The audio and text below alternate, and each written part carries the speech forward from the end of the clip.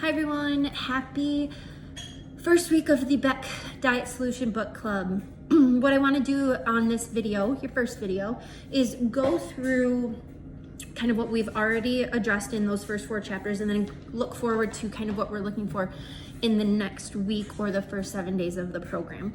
The first 4 chapters were just basically a review. We reviewed why sometimes we have not succeeded in the past, why we kind of get in our own ways. A lot of that has to do with the thinking that we are doing within ourselves in kind of that self-talk. So in the recent course that I did online, they went through a lot of these abnormal beliefs, cognitive dysfunctional beliefs that a lot of us kind of sometimes may fall into. One of those things that I see a lot at my work is with the abnormal sense of fullness. So basically your sense of fullness, like when you feel really full or like feel like you're full, that might be a little bit too much for just like a normal eating person. So we just have a distortion of what full feels like. And that's why I wanted you to do the hunger experiment, just because you really find out, oh my gosh, those feelings that I'm having like in my mouth are cravings, but it's really when my stomach hurts or like is growling or gnawing, that's when I'm actually hungry.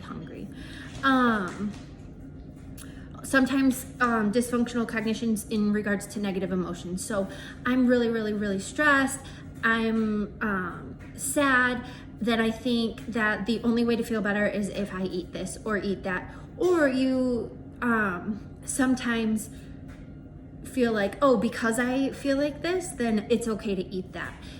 You're looking for a replacement for that feeling instead of kind of going through the process and kind of feeling that the entire way. Another big one that I think our group will be susceptible to is the lack of entitlement. As moms, it's all about the kids. You want to make sure that they're taken care of first. The house is clean, the husband or spouse is happy. A lot of times we suffer with the ability or feeling that we're not entitled to taking care of ourselves, or I'm not entitled to eat in a different way than my family, which will cause them some like changes in lifestyle. Sometimes some of those things can be that I can't deprive my family of not having chips in the house, etc. Those, and then I don't know what happened, but my computer just took a shit. So give me just a second. Well, we're just gonna go for it. So a lot of times we don't think that we deserve things when we do, because you cannot overflow to other people and help other people unless you yourself are kind of full, competent, sensing control and whatnot. Sometimes cognitive dysfunctions, you feel an abnormal sense of permission. Oh, because I completed this task, I can eat whatever I want. A lot of people also feel a sense of unfairness to the whole weight loss thing. They think, well, why is this unusually hard for me? This isn't fair. And then one of the things that they said is that you're right, it's not fair. However, you can do something about it. They made a analogy. One of the dogs just farted. They made an analogy as like a college athlete that gets like hurt and paralyzed and can't move again. That's unfair, and unfortunately we can't do anything about it. Struggling to lose weight and keep it off, that's unfair because you wish it was easier. However, you can do something about it. A lot of times people just feel hopeless and helpless. They've tried everything, they've fallen off, they're worth nothing, all of that stuff. There's also culture and family beliefs, and we'll definitely be getting into this one with Thanksgiving. Is every Thanksgiving you're supposed to go and eat all of the best things and whatnot and get really full and then sit at the table. Or sometimes it's like, okay, my mom will get really mad if I don't eat this, or oh my god, what is everyone thinking of me if I eat that? Like, so having a lot of kind of, we need to work through these thinking things. A lot of time portion sizes what you think is a good portion is a huge portion in reality. I can't tell you how many times I go to work and people are like, oh, I just had a bagel. And I'm like, where'd you get it from? And they're like, Panera. I was like, that's like a 600 calorie bagel. When you only get 1,200 calories, that's quite a bit. So see, like they thinking there's like a health halo. Oh, it was a whole grain bagel. Make sure that is a lot of times that's getting distorted from our effects at weight loss. One of the biggest things before we get into the next section is how many eating opportunities we are faced with today. It is insane. So like back in the day, our parents, my parents, your parents, I don't know, were basically looked at like food options at breakfast, lunch, dinner, and maybe a snack. So 4 times a day, that's when they had to deal with making decisions about do I eat it, do I not, that kind of stuff. Now it's like everywhere. You walk into work and there's bagels there everywhere. It's always on TV. You're eating 6 small snacks. You could just be, it's hard for people to maintain that level of compliance and that resistance with so many kind of things coming at them at once. A couple other things that I just want to go about are some thinking errors that occur when it comes to dieting. First one is that all or nothing. We all have it. We wouldn't be here if we weren't there. So saying I did 100% of my diet and I was fine, and then I had 1 Hershey Kiss and I said screw it. Thinking you are all good or all bad. There is nothing. There is 100 shades of gray between eating every single bite of food that I want to eating 0 bites of the food I want. There's 100% difference in I got 5 minutes of stretching or exercise in than 60 minutes. There's so many layers to the all or nothing mindset, and my biggest goal is that we kind of transition out of that for the next in the next 6 weeks. Some other common thinking errors, jumping to conclusions. Since I didn't lose weight this week, I'm not gonna ever lose weight. The weight loss in the number on the scale, while I do like it, is very step-like. So you lose weight, your body catches up. Lose weight, body catches up. So your weight is not always going to go down. It shouldn't. So having that, oh, it didn't go down this week, and it's never gonna go down again. That thinking, we need to shift it. Another interesting one was negative fortune telling. Thinking to yourself, oh, I won't be able to deal with all of those desserts at that party. Why even try? Kind of getting yourself off of the hook so that you don't have to deal with the feelings and the decisions at that point in time. Another one is discounting the positives. So this one is, yeah, I lost a few pounds, but I'm still not where I want to be, or I've got 40 more to go. Every little thing that you do needs to be celebrated. We need to not only start to give ourselves some credit, but then also build confidence when we do make positive decisions moving forward. Emotional reasoning, since I feel so hopeless about losing weight, I'm hopeless in other areas of my life. Another common thinking error is labeling. Basically, I'm bad if I eat this, or I'm bad today because I overate or had unplanned eating. Mind reading, that's one that also gets me like thinking what everyone is going to think of you. So everyone's going to think negatively of me if I don't have this in my house for Thanksgiving, or they're going to be so disappointed if we don't have the 10 million calorie dessert and I created a maybe a little bit healthier one. Another good one is called self-delusion. So basically, like if I eat this standing up, it doesn't necessarily count. If I eat this sit alone, it doesn't count. If I don't eat it during a meal, it doesn't count. So those are just some of like the delusions and sabotaging thoughts that people get into that weren't necessarily included in the book. I don't know what's going on with my computer, so we're just gonna it's like frozen. So days 1 through 7. First one, the whole reason why we're doing week 1 days 1 through 7 is to set the foundation. We know that you need to be prepared. You need to get your mindset taken care of strategically prior to starting dieting. So setting each and every one of these strategical foundational steps is going to be important. It is not, will doing them one by one really even help? My boyfriend wants to go by.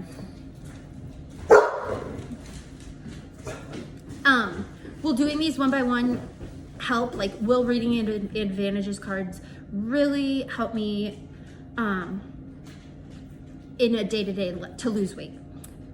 You know what? It may not. Just reading them and not utilizing them for what they're intended for may not get you to lose weight. However, have you tried it in the past? We know that not doing it hasn't worked either. So setting these foundations is going to be super, super, super important. So day 1, your advantages list. This one is basically your why. What are your advantages to losing weight? And those are going to be the things that we repeat to ourselves, read every single day, to keep kind of strengthening that resistance muscle and strengthening our confidence and having it in the forefront of things that you can come back with these sabotaging thoughts with, to help kind of shape our mind to that more positive mindset. Advantages can be psychological, they can be physical, and a lot of times they can change over time. Once you start losing weight, they can certainly change because then you recognize every other thing. Another thing is making sure that you are actually reading the advantages cards. This is a non-negotiable for this program. You have to read the advantages cards. It's not when you feel like it or when it's convenient for you. You got to read them. So how do we do that? You can set a timer, your alarm to go off. Hey, read your advantages card. You can do it at a specific time in the morning, right when you wake up, putting it next to your toothbrush, having that card right there, easy, good to go. It could be on your dashboard in your car. Don't really care. However, it's a non-negotiable. By the end of this week, I want you, this will be part of your assignment, I will email it to you. I want to know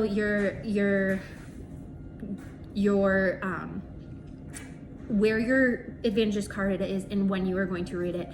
And I want you to come up with one response card to those sabotaging thoughts. So what would you say back to in your brain? Oh, I don't really care. I can do it later. It's really not going to matter. It matters. Do it. So I want you to come up with a response card to that. The next one is, I think, finding a diet that works for you. I don't have my computer just took a shit. Sorry. So finding a diet.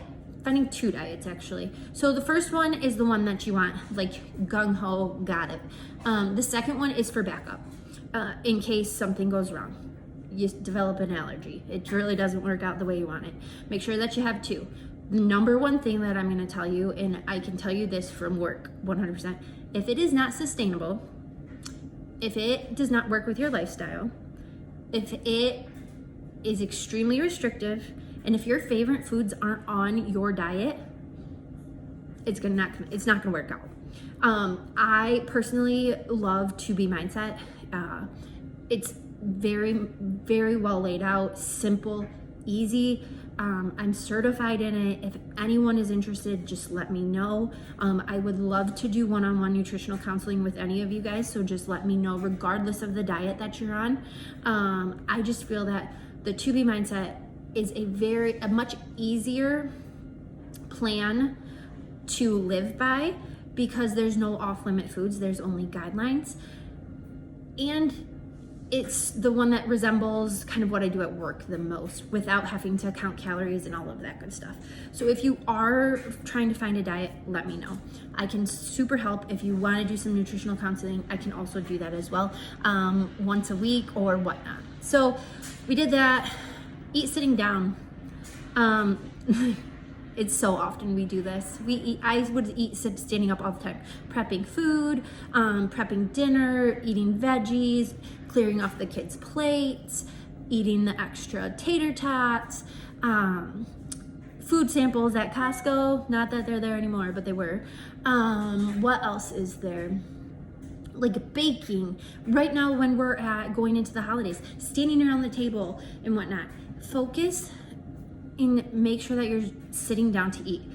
The reason being is that when you're up and standing around, you're very distracted. You may not be as intent and mindful of what you're eating, and you may feel physically full, but psychologically you may not be full. By putting it all out on the plate and all out in front of you while you're sitting helps with that visual hunger and whatnot. Giving yourself as credit, I will go into this much more. However, it's top 1 or 2 most important things about this program. Giving yourself credit for little things builds up. Find little things in your day. You know what? I did eat when I was sitting down. That's good. Or, you know what? I could have gone with the pizza and the brownie. However, I went with a salad and pizza. That's better than what it could have been. So really focusing and giving yourself credit will not only kind of build your confidence, but also when you do have those unplanned or overeating episodes, they make them like little mistakes. Like, okay, whatever, I'll get back on it. Instead of these earth-shattering disasters. Where are we at? Credit. Find a diet coach. That's all I'm gonna say about that. Again, I do private stuff, so just let me know. Eating mindfully, this one's a hard one. I'm a super fast eater, so ways to do that. Set a timer. In between a couple of bites, make sure you set your plate or your fork down or drink some water. Getting smaller plates, like baby size utensils. A lot of my patients have to do that.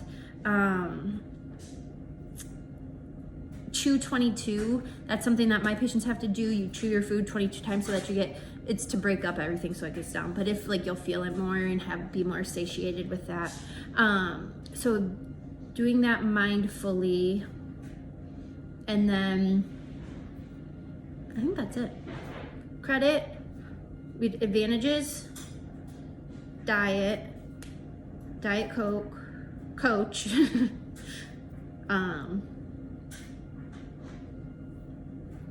credit, sitting down. Yeah, I think we got it all. So what I will do this week, what I want you to do.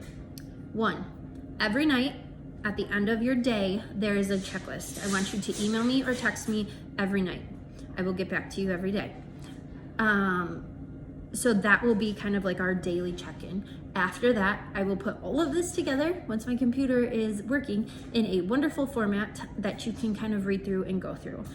Lastly, what I want to do is open up a Q&A, so like we can get together and we can talk, but I really just wanted to give you the information that you need and deserve without having to have the stress of the time schedules. So Q&A is going to be like, that's my jam. That's where I feel like we get the most benefit. So I am up for trying to figure out what that looks like. But I just want, again, this is the first time. It's going to be a hot mess. We're going to figure it out. But I want you to lean on me as much as you possibly need. I don't want this to be I see you once a week. Oh, I feel bad about texting her or anything of that nature. Let me know. This is what I'm here for. This is what I like to do. So 20-minute video. That's a long time. I'll let you go. Focus on this first week. Read it. Send me your stuff. And then we'll go from there. Have a great week. I'll talk to you later. Bye.